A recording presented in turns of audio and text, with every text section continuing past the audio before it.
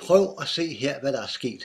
Seriøst, $482.118 på den første måned. Jeg er helt målløs.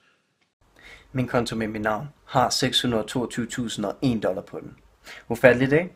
Jeg er stadigvæk i chok. Jeg ønsker, at du laver 100.000 vis af dollars de næste 30 dage. Jeg vil endda hjælpe dig med det.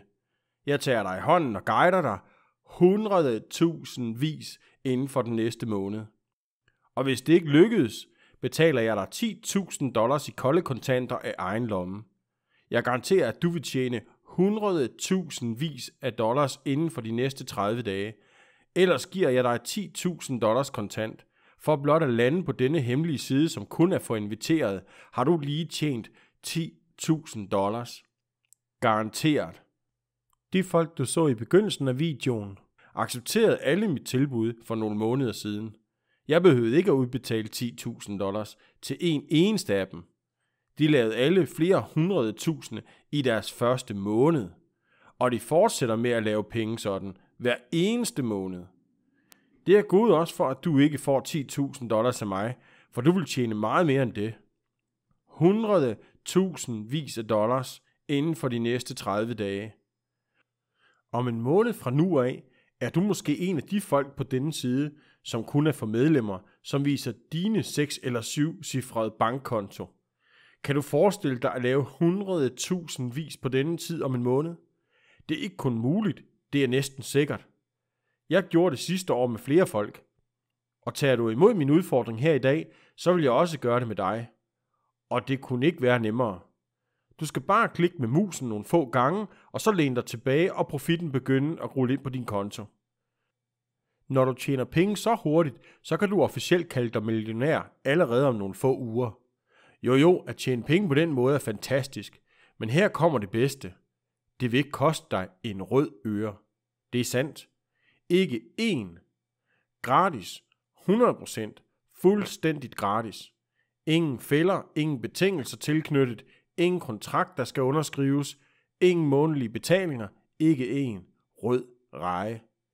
Når du accepterer min udfordring her og nu, og jeg vil endda gøre alt for, at pengene kommer til dig, jeg er brandalvorlig. Ingen vil spørge til dine hårdt tjente penge. Din adgang til min udfordring er 100% gratis lige nu, og vil altid være fuldstændig totalt gratis.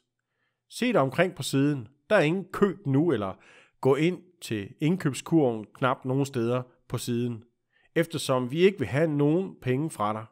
Du har mit ord på det. Alt er 100% gratis, når du tager imod udfordringen lige nu og her. Vi er her ikke for at sælge ting. Og vi er ikke klæbrige internet-marketing-guruer, som forsøger at få dit kreditkortnummer, så vi kan lave nogle hurtige penge og snyde dig. Gem din pengepunkt væk og hør godt efter de næste par minutter. For jeg skal nu forklare præcist, hvordan du kan få gratis adgang til denne udfordring og lave 100.000 vis af dollars på denne tid næste måned.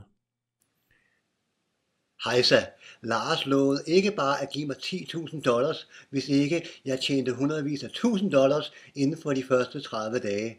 Han sagde, du skal ikke være bekymret, jeg skal nok vise dig, hvordan man gør det hele. Tja, prøv at se, hvad der er sket. Seriøst, $482.118 på den første måned. Jeg har slet ingen jordkontakt. Tak, Lars, og du kan beholde de $10.000. Jeg hedder Lars Jensen, og ja, jeg bliver også millionær ved at prøve præcis som beskrevet i den video, du skal til at se. Lad mig vise dig noget. Lad mig logge ind på en af mine konti. Jeg har et par stykker, men lad mig vise dig denne.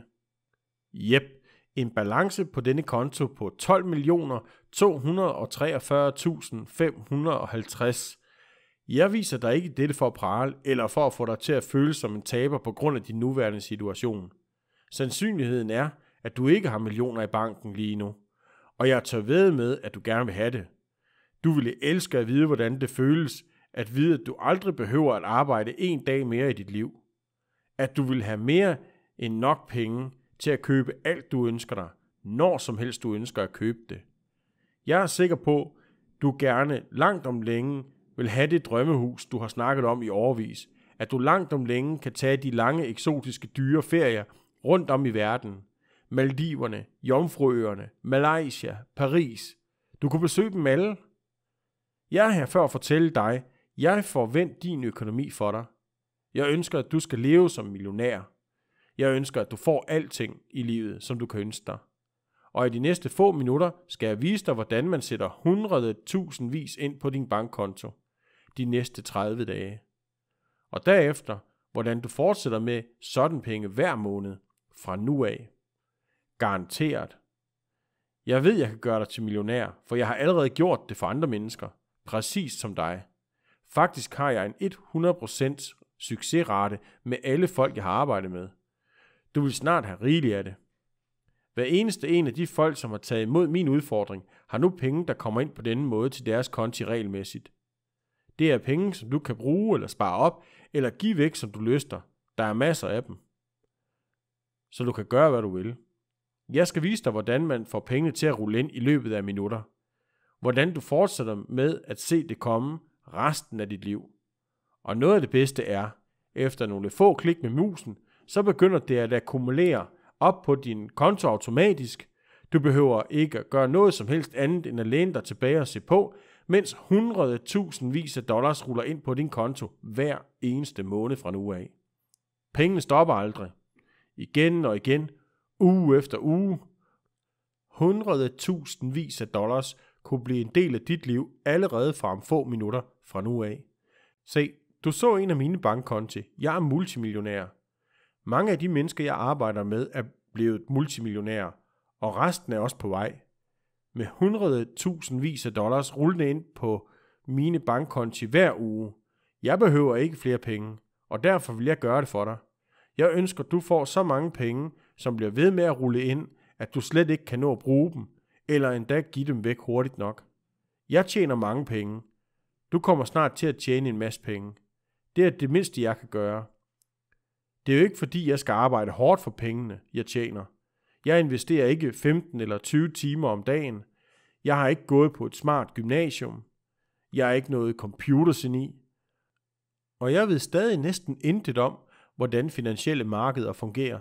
Men det har ikke stoppet mig i at lave millioner af dollars på markederne og vise folk som dig, hvordan det gøres. Ja, du skal komme til at lave 100.000 den næste måned eller lignende. Og millioner af dollars, før du aner det. Det er enkelt, det er nemt, og det er hurtigt. Og jeg vil være der hele vejen. Først var jeg næsten flov over pengene, jeg tjente. Jeg mener, jeg havde venner og familie, som mistede deres arbejde, mistede deres hjem. De var forfulgt af kreditorer, og nogle gange undrede de sig over, hvor det næste måltid skulle komme fra. Da var det, jeg besluttede ikke kun at hjælpe andre med mine penge, men at hjælpe dem i gang med at tjene deres egne penge.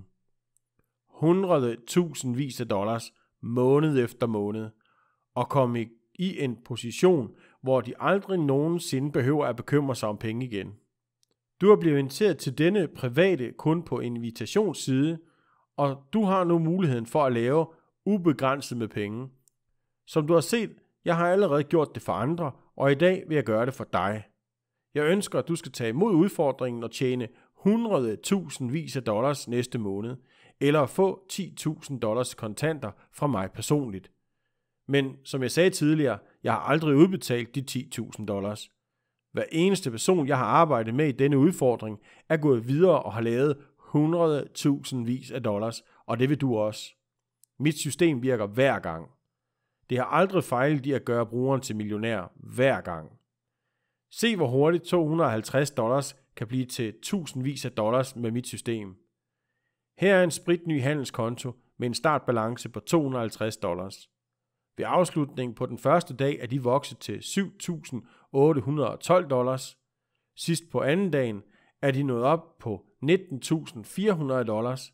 Så 34.900 dollars den næste dag, og 41.500 dollars ved afslutningen på den 5. handelsdag. 250 dollar voksede til 41.500 dollars på kun 5 dage, og mit system lavede alt arbejdet. Det hele. Uanset hvor du kommer fra, uanset om du starter ud med meget få penge, uanset om du har et fuldtidsjob, uanset din uddannelse eller computerfærdigheder, uanset om du intet ved om finansielle markeder, handel eller tjene penge online, mit system fungerer for alle hver gang. Og det vil virke også for dig. Du kommer til at tjene hundredtusindvis af dollars på denne tid næste måned. Garanteret. Hvordan deltager du? Hvordan får du fingrene i dette system? Hvordan får du hundredtusindvis af dollars til at flyde næste måned? Reglerne er enkle.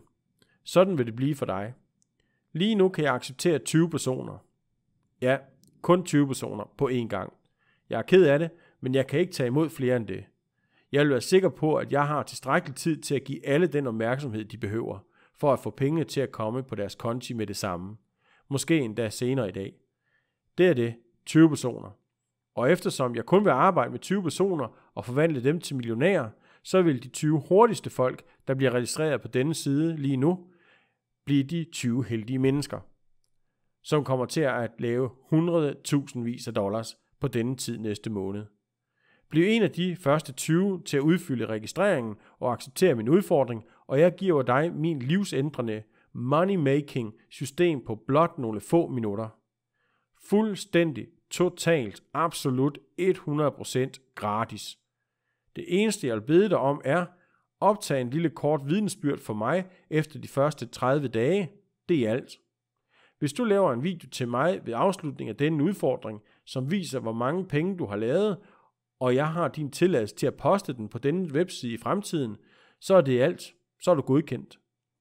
Og du vil se profitten komme på din konto i løbet af nogle få timer.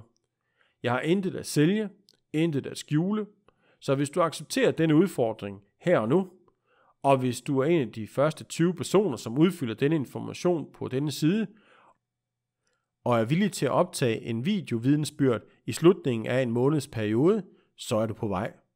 Pengene vil begynde at komme på din konto, og du vil starte dit nye liv. Tjene hundredtusindvis af dollars hver eneste måned. Lars fortalte mig, at det ville være nemt, og han lovede mig $10,000, hvis det ikke lykkes. Og jeg tænkte, hvorfor ikke? Det er 10.000 flere dollars, end jeg har på min konto lige nu. Jeg havde intet at tabe. Han viste mig nogle få ting, og jeg lavede en konto. Fulgte nogle små anvisninger og trykkede nogle få gange på musen, og så skete det. Og jeg tænkte, er det en joke? Du kan tjekke for dig selv. Min konto har $622,001. Ubegribeligt, ikke? Jeg kan stadig ikke fatte det. De penge, du laver med dette system, er dine. Inden for blot få minutter fra nu af, vil dit nye liv som millionær blive en realitet.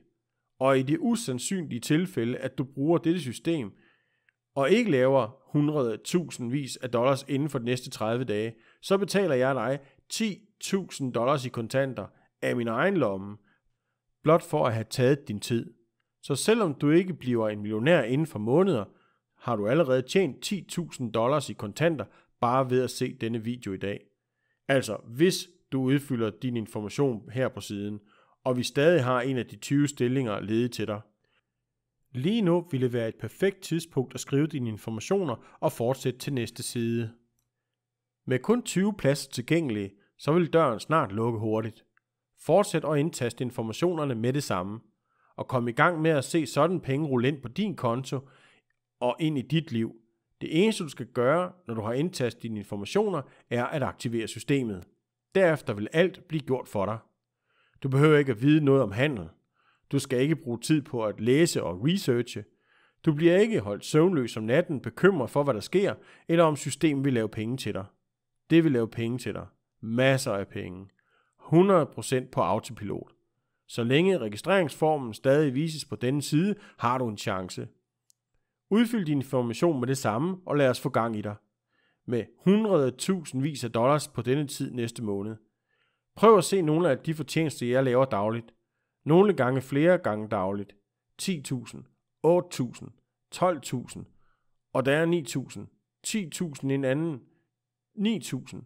Her er en af de sjældne tab, og så går den vindende profitable handel op igen. 10.000 vis i fortjeneste dag efter dag, alt sammen gjort i systemet på autopilot. Jeg forstår, hvis du tænker noget i retning af, det lyder for godt til at være sandt. Hvad er hagen? Ærligt talt, der er absolut ingen hage. Jeg sælger intet. Der er ingen kontrakt, der skal underskrives. Ingen betaling skal lægges. Jeg vil ikke have dit kontonummer på dit kreditkort. Jeg giver dig denne mulighed, fordi jeg har været meget heldig og bare gerne vil give tilbage, det er alt. Skriv din information med det samme på denne side. Hvis der stadig er plads ledig, så er den din, du er inde. Du vil være en af de 20, der får gratis adgang til systemet, og du vil være på vej til at tage imod $100,000 af dollars på denne tid næste måned. Helt på autopilot. Lad mig gøre noget helt klart.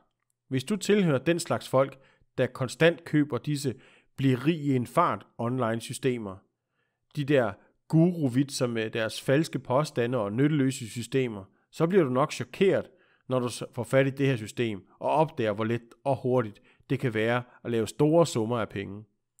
De skrupelløse mennesker tog dine surt tjente penge. Jeg vil ikke have dine penge. Jeg er her for at sikre, at du starter med at lave flere penge, end du nogensinde har drømt om. $100,000 af dollars hver eneste måned. Jeg har gjort det for alle, jeg har arbejdet med før, og lige så snart du indtaster din information på denne side, vil du være på vej til at blive millionær inden for blot måneder. Med penge, som begynder at komme i din retning, blot nogle få timer fra nu af. Jeg garanterer det. At lave penge på denne måde er super nemt. Alle kan gøre det. 100% har gjort det af dem, jeg har arbejdet med. Du kan også.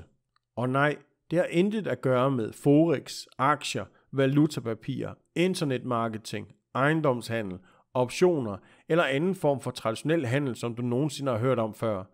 Du har måske prøvet noget af det før og fejlet, og det overrasker mig ikke. Ingen af de sædvanlige systemer, der markedsføres over hele internettet, kan bringe dig penge som dette.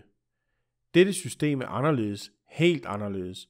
Glem alt, du måtte have hørt eller lært tidligere. Dette system er fuldstændigt anderledes, og du kommer til at tjene mange penge, legalt, etisk og meget hurtigt. Jeg kan ikke gå i detaljer i denne video, og ærligt talt, med kun 20 pladser ledige, når jeg har forklaret det hele for dig, så vil alle 20 pladser være borte. Lige så snart du udfylder dine informationer her på siden, og jeg foreslår, at du gør det med det samme, vil vi møde dig på Insider-siden for at opdatere dig om alt for at få dig i gang. Kom i gang med at lave 100.000 af dollars på denne tid næste måned. Udfyld din information. Lav en video ved slutningen af de 30 dage, hvor du fortæller, hvordan du gjorde, hvordan du lavede 100.000 af dollars. Og hvis du stik mod forventninger ikke skulle lave den slags penge, giver jeg dig $10,000 kontant ud af min egen lomme. 20 personer er nu på vej til ufattelige summer af penge. Kun 20 lykkelige mennesker. Bliver du en af dem? Udfyld din information på denne side med det samme, hvis der stadig er en åbning. Du er på vej. De 20 ledige pladser forsvinder hurtigt. Udfyld din information på denne side med det samme. Hvis der stadig er en åbning, så er du inde. Du er på vej til at tjene den slags penge, der giver frihed til næsten alt. Sig dit arbejde op og aldrig bekymre sig om penge igen. Du vil gøre det. Hold sommerferie med familien i Italien og nyd det bedste mad og smag på de bedste vine i verden. Du vil gøre det. Gå på indkøb for en ny Mercedes, Lamborghini eller Tesla, Ferrari eller Audi, eller en af dem alle til familien. Du vil gøre det. Køb hjemmet med havudsigt i Spanien, den bjerghytte i Schweiz, det sommerhus i Italien. Du bliver snart i stand til at få alt. Hvad bliver du i stand til at købe? Alt, hvad du ønsker dig. Udfyld din information på denne side med det samme. Husk, det her er 100% gratis.